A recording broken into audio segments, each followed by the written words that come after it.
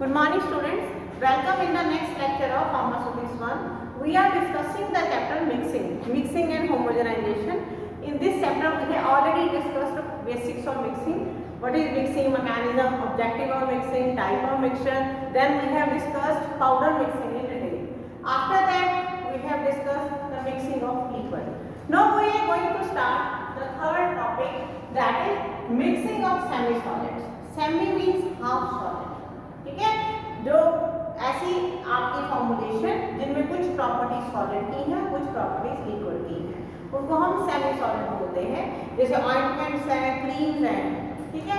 आप जानते हैं वो बड़ी विस्कस प्रिपरेशन होती हैं, अगर हम उनको लिक्विड के साथ कंपेयर करें तो उनकी विस्कोसिटी बहुत ज़्यादा होती है।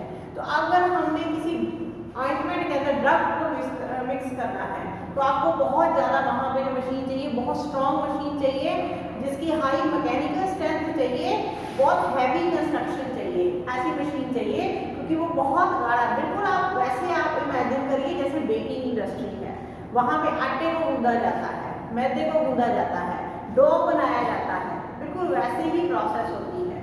ठीक है, तो सबसे पहले हम यहाँ पे डिस्कस करेंगे ट्रिपल रोलर मिल। ये देखिएगा ट्रिपल रोलर मिल, इसका डायग्राम मैंने आपको यहाँ पे बना के दिखाया है। रोलर मिल आप लोगों ने पहले भी पढ़ी है, जो साइज रिडक्शन का चैप्टर था उसके वीडियो में मैंने रोलर मिल का डायग्राम भी बना के डाला था। उस रोलर मिल में क्या था, उसमें सिर्फ 2 रोलर थे, चाहे वो हैवी स्टोन के थे या वो मेटल के बने हुए थे। अब यहाँ पे नाम क्या है, ट्रिपल रोलर मिल, यानी यहाँ पे 3 रोलर हैं। ठीक है, बहुत हैवी कंस्ट्रक्शन है, 3 रोलर हैं, तीनों रोलर जो है एब्रेशन और रेजिस्टेंट मटेरियल के बने हुए हैं। समझ गए आप इसका मीनिंग, कि जो मटेरियल एक दूसरे के पास आके भी घटता नहीं है, ऐसे मटेरियल के बने हुए हैं। बहुत स्ट्रॉन्ग मेटल के मोस्टली के बनाए जाते हैं। यानी कि 3 रोलर बनाए हैं, 1 2 3, तीनों अपने एक्सिस के अराउंड मूव कर रहे हैं। अब ये जो रोलर है आपके, इन रोलर्स को आपने कैसे एडजस्ट करना है, इनके बीच का जो गैप होगा, जैसे फर्स्ट और सेकंड के बीच में थोड़ा सा आप गैप रख सकते हैं, सेकंड और थर्ड को बिल्कुल आपने एक साथ रखना है। ठीक है, इनका जो गैप होगा वही डिसाइड करेगा कि जो मटेरियल आप अंदर डालते हैं उसका साइज कितना रिड्यूस होगा और मिक्सिंग कैसे होगी। तो देखिए इसकी प्रोसेस समझिए आप, क्या है यहाँ पे लगा है, इसको बोलते हैं हॉपर। हॉपर वो चीज होती है जिससे मटेरियल अंदर डाला जाता है। ये चीज आप लोगों ने मशीनों में देखी होगी, इवन आपने जो नॉर्मल आटा चक्की है उसमें भी देखा होगा कि ऊपर हॉपर होता है, वहीं से बीट को डाला जाता है, बीट के दाने डाले जाते हैं और नीचे रोलर्स के बीच में पिस के आपको आटा मिल जाता है। बिल्कुल वही प्रोसेस है। अब यहाँ पे क्या है, 3 रोलर्स हैं, ये हॉपर है। जिस भी मटेरियल को आपने मिक्स करना है, मान लीजिए ऑइंटमेंट है, उसके अंदर कोई ड्रग आपने मिक्स करनी है, तो आप क्या करेंगे, हॉपर के थ्रू मटेरियल डालेंगे और डालेंगे किसके बीच में, फर्स्ट और सेकंड रोलर के बीच में। हॉपर है हमारा फर्स्ट और सेकंड रोलर। ठीक है, आपने मशीन को ऑपरेट किया, क्या हुआ, मिक्सिंग भी हो गई और बीच में पिस के इसका साइज भी रिड्यूस हो गया। अब जो मटेरियल देखिए ये ऐसे चल रहे हैं, रोटेशन देखिए इनकी ऐसे आ रही है। अब क्या हुआ, तो मटेरियल यहाँ से निकला, उसके बाद मटेरियल इसके साथ स्टिक होकर कहाँ पहुंचा, सेकंड और थर्ड रोलर के बीच में। ठीक है, तो यहाँ पे थोड़ा सा गैप है, यहाँ बिल्कुल गैप नहीं है, बिल्कुल नाम का गैप है, तो सेकंड और थर्ड रोलर के बीच में वो और क्रश हो गया और अच्छे से मिक्स हो गया। ठीक है, और ये मटेरियल यहाँ से मूव करके इधर आ गया। यहाँ पे क्या लगा है, स्क्रैपर लगा है, एक नाइफ जैसी चीज लगी है जिसको हम स्क्रैपर बोलते हैं। जो मटेरियल यहाँ मूव करके यहाँ पहुंचा, उस स्क्रैपर ने नीचे गिरा दिया। ठीक है, ये मटेरियल वापस इधर नहीं जाएगा। समझ गए आप कि 3 रोलर हैं, फर्स्ट और सेकंड रोलर के बीच में हॉपर लगा है। जिस भी मटेरियल की आपने मिक्सिंग करनी है और साथ में साइड, इसमें साइज भी रिड्यूस हो जाएगा, वो आपने हॉपर से डालना है।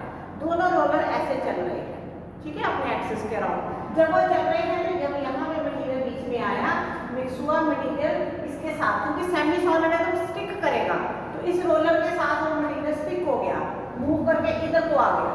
जब वो इधर को आया तो क्या हुआ, थर्ड रोलर जो है सेकंड और थर्ड के बीच में वो आ गया, उस गैप के अंदर मिक्सिंग हो गई और ये मटेरियल ऐसे मूव करके यहाँ तक पहुँच गया। यहाँ पे लगा है आपका स्क्रैपर, और स्क्रैपर जो था वो उस मटेरियल को मूव करके नीचे कलेक्ट करता जाएगा, यहाँ पे मटेरियल कलेक्ट करता जाएगा। ये है आपकी ट्रिपल रोलर मिल। बहुत कॉमन ये यूज होती है। कहाँ यूज होती है? जो ऑइंटमेंट है, फर्स्ट चैप्टर में मैंने आपको ऑइंटमेंट बेस पढ़ाए थे कि बेस जो होते हैं उनके अंदर हम ड्रग डालते हैं। तो ऑइंटमेंट बेस के अंदर ड्रग को मिक्स करने के लिए ये मशीन बहुत ज़्यादा यूजफुल है। क्लियर? तो ये है आपकी पहली machine, that is triple roller mill. इसके बाद आते हैं आपके एजिटेटर मिक्सर। एजिटेटर मिक्सर देखिए आप लोगों ने लिक्विड्स में भी पढ़े थे कि हम एजिटेट करते हैं, हिलाते हैं किसी तरीके से। तो यही है agitator mixer for semi solid. अब यहाँ पे क्या है, फर्क क्या है लिक्विड वालों में से? लिक्विड वाले इतने हैवी कंस्ट्रक्शन के नहीं थे, लिक्विड वाले नॉर्मल कंस्ट्रक्शन थे। पाउडर में भी आपने पढ़े, उसमें भी मटीरियल को हिला रहे थे आप, तो वहाँ पे इतनी हैवी कंस्ट्रक्शन नहीं थी। ऑइंटमेंट क्या है? सेमी सॉलिड है, बहुत गाढ़ी है, बहुत विस्कस है, इसलिए जो एजिटेटर यहाँ पे यूज होंगे मिक्सर वो बहुत हैवी कंस्ट्रक्शन के होंगे। तो सबसे पॉपुलर जो मार्केट में है वो है सिग्मा आर्म मिक्सर। ठीक है, जो सिग्मा लेटर होता है ना, उस लेटर के शेप के इसके अंदर ब्लेड होते हैं। अब इसका डायग्राम आपकी बुक में नहीं है, ये मशीन भी हमारे पास अवेलेबल नहीं है। आपने अपने माइंड में इसको अज्यूम करना है कि कैसी होती है। वेसल है, ठीक है, उसके अंदर डबल ड्रॉ है, मतलब जो वेसल है उसके दो पार्ट्स हैं, दो ड्रॉ उसके अंदर बनाई गई हैं, दोनों में एक एक ब्लेड लगा है। ब्लेड की जो शेप है वो सिग्मा शेप की है और दोनों एक दूसरे को फेस कर रहे हैं ब्लेड, मतलब एक ऐसा ब्लेड इधर है, ऐसा इधर लगा हुआ है। ठीक है, दोनों ब्लेड जो है अलग अलग स्पीड पे मूव करते हैं, एक ब्लेड की स्पीड दूसरे से डबल है। ठीक है, अब आपने जो मटेरियल मिक्स करना है आपने मशीन के अंदर डाल दिया, वेसल में डाल दिया। एक ट्रे जो है ड्रॉ जिसको बोलते हैं, उसमें एक ब्लेड लगा है, दूसरी में दूसरा ब्लेड लगा है। पहले जब आप मशीन ऑपरेट करेंगे तो जिसकी स्पीड कम होगी पहले उसको मूव करेंगे, वो वाला ब्लेड चलेगा, वो मटेरियल को मिक्स करके दूसरे की तरफ फेंकेगा, क्योंकि ये डिजाइन ऐसा है मटेरियल को फेंकेगा ये। ठीक है, और दूसरे ब्लेड की मिक्सिंग जो है फास्ट होगी, वो तेजी से चलता है, वहाँ पे और अच्छे से मिक्सिंग हो जाएगी। और ये क्योंकि इनके एज तीखे होते हैं, ये मटेरियल को खींच खींच के मिक्स करते हैं। आप पूरी बेकिंग इंडस्ट्री अपने दिमाग में लेके चलिए कि डो जो बनता है, आटे का डो बनता है बेकिंग इंडस्ट्री में, जहाँ बिस्किट बनते हैं, ब्रेड बनती है, वहाँ पे कितना गाढ़ा मटेरियल होता है, तो वो मटेरियल साइडों को भी जाएगा, तो उस मटेरियल को लेटरली आपको पुल करना पड़ेगा, खींचना पड़ेगा, फिर उसको मिक्स करना पड़ेगा, इसलिए ये शेप दी जाती है। ठीक है, तो क्लियर हुआ आपको कि सिग्मा आर्म मिक्सर में दो ब्लेड होते हैं, उनकी जो शेप होती है सिग्मा लेटर जैसी शेप होती है, दोनों ब्लेड अलग अलग, एक वेसल के अंदर दो ड्रॉ होती हैं, दोनों में ब्लेड अलग अलग लगाए गए होते हैं और दोनों ब्लेड जो है अलग अलग स्पीड के ऊपर मूव करते हैं। इवन दूसरे ब्लेड की जो स्पीड होगी पहले से डबल होगी। तो जो मटेरियल आपने मिक्स करना है वो आप पहले वाले में डालेंगे, वहाँ मिक्सिंग होगी, वहाँ का मटेरियल जो है दूसरे की तरफ आएगा, दूसरा उसको और तेजी के साथ मिक्स करेगा।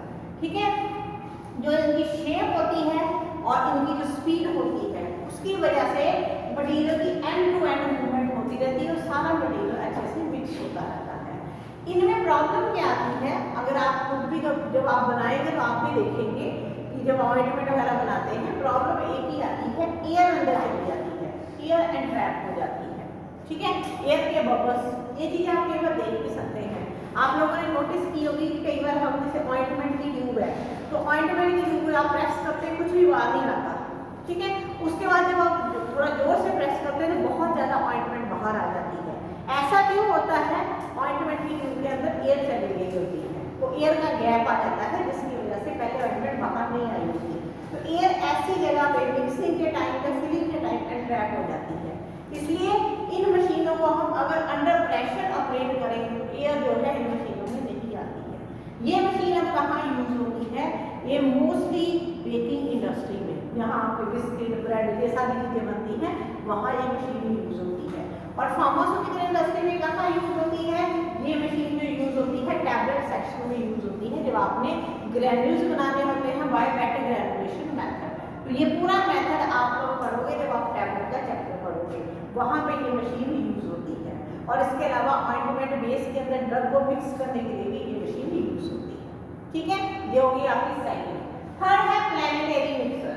ये जो मिक्सर है उसी की तरह है, इसमें ये देखिए एक वेसल है। ये मिक्सर भी बेकिंग इंडस्ट्री में भी यूज होता है और टैबलेट सेक्शन में भी यूज होता है।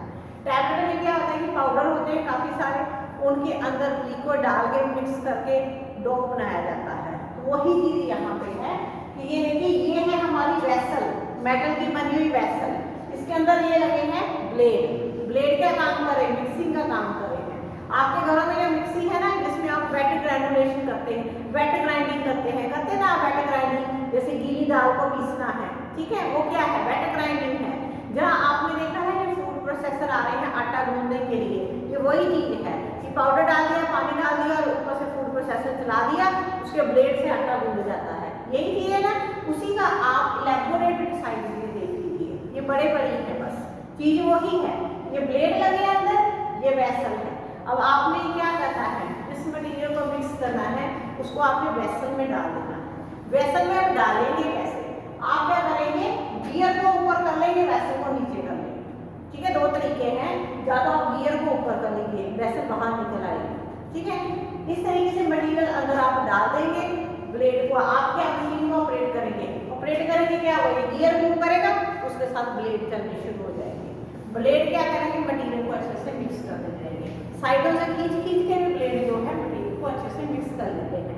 आपने घरों में मिक्सी या फूड प्रोसेसर में देखा होगा कि साइडों में लगा हुआ मटेरियल होता है वो भी खींच के वो साथ में मिक्स कर देते हैं। तो ये आपका है जो प्लैनेटरी मिक्सर, इसका जो प्रिंसिपल है बेसिकली वो शीयर एक्शन है। ये जो ब्लेड है शीयर एक्शन है, ठीक है, शीयरिंग फोर्स के साथ मिक्सिंग को कर रहे हैं। अब ये जो आपके ये जो प्लैनेटरी मिक्सर है ये बेसिकली कहाँ यूज होता है? Needing action. नीडिंग एक्शन जानते हैं आप? हिंदी पंजाबी में आटा गूंदना, ये वाला एक्शन होता है उसका, ठीक है। तो ये नीडिंग एक्शन के लिए यूज हो रहा है। कहाँ पे? जहाँ पे टैबलेट सेक्शन होता है वहाँ पे वेट ग्रैनुलेशन जब हमने करनी होती है, जहाँ ऑइंटमेंट बेस के अंदर आपने ड्रग का पाउडर मिक्स करना होता है, तो ये जो नीडिंग एक्शन है, ठीक है, आटा गूंदने वाला एक्शन है, वो ये वाले ब्लेड जो है प्रोवाइड कर रहे हैं।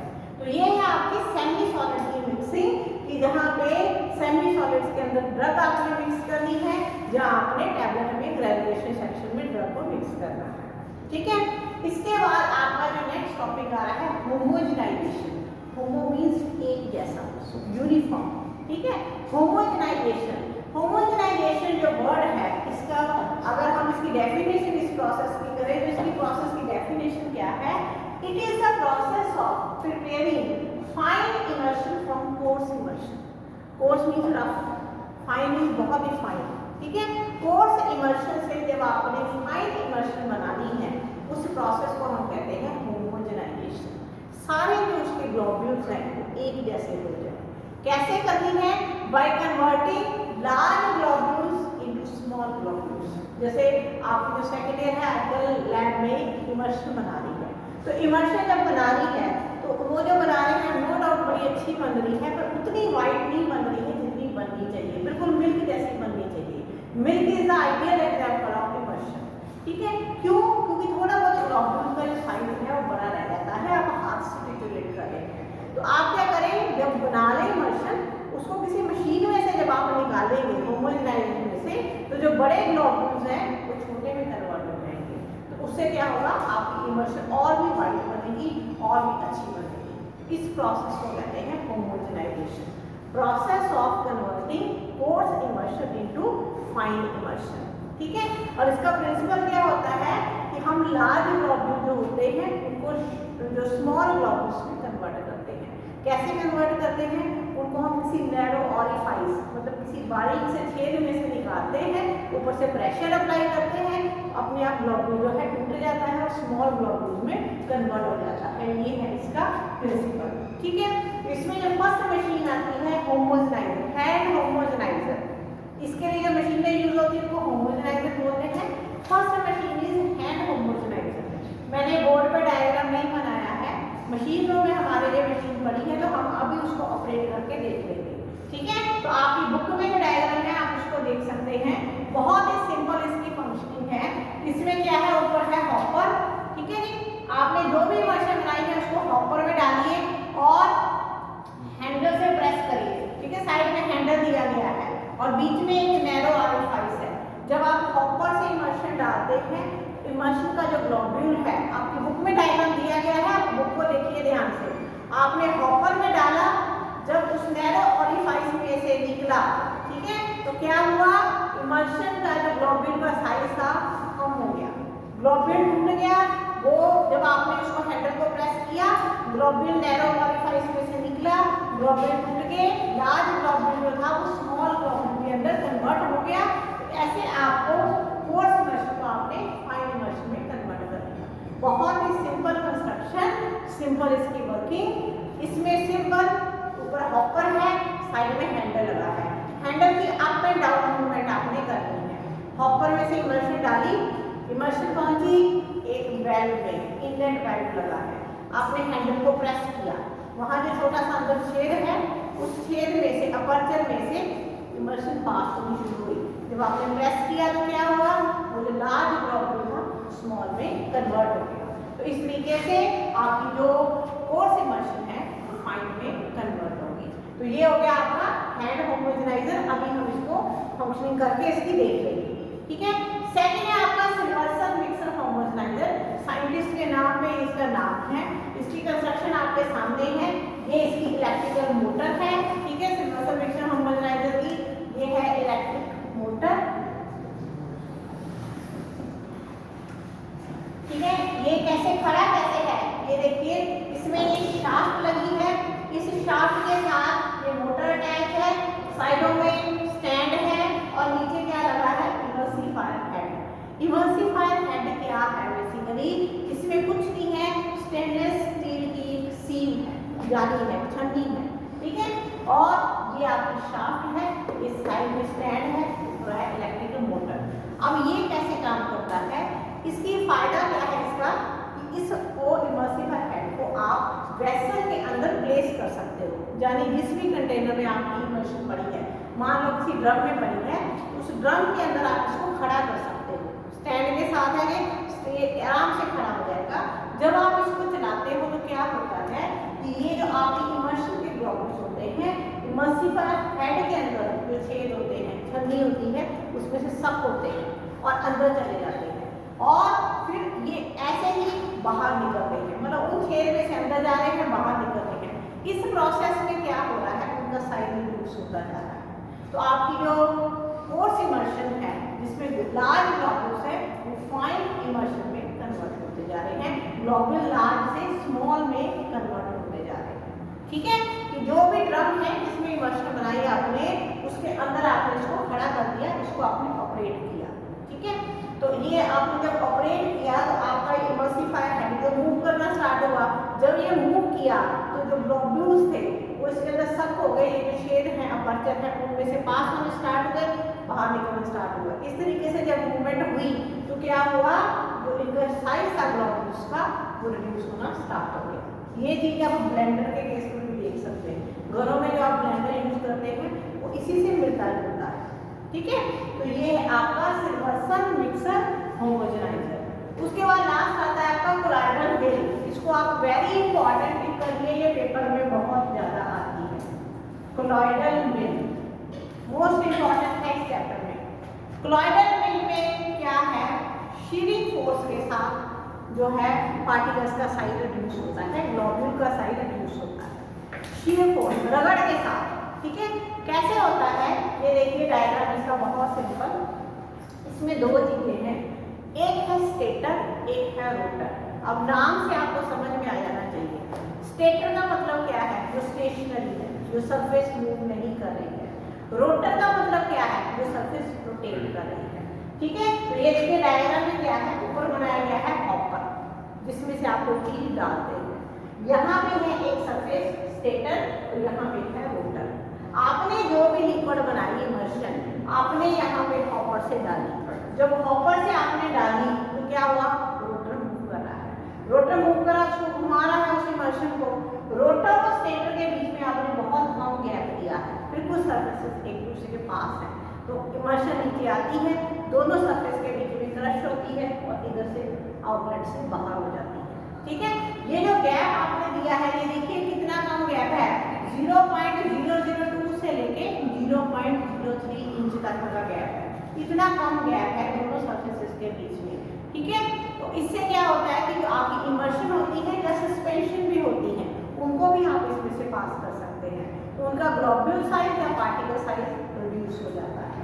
ये मशीन इतनी अच्छी है, इसमें जो आपको मटीरियल मिलता है बाहर आउटलेट, उसमें माइक्रोन के साइज के पार्टिकल बन जाते हैं। अब खुद ले लीजिए 10⁻⁻⁶ मीटर के साइज के ग्लोब्यूल या पार्टिकल्स आपको मिलते हैं।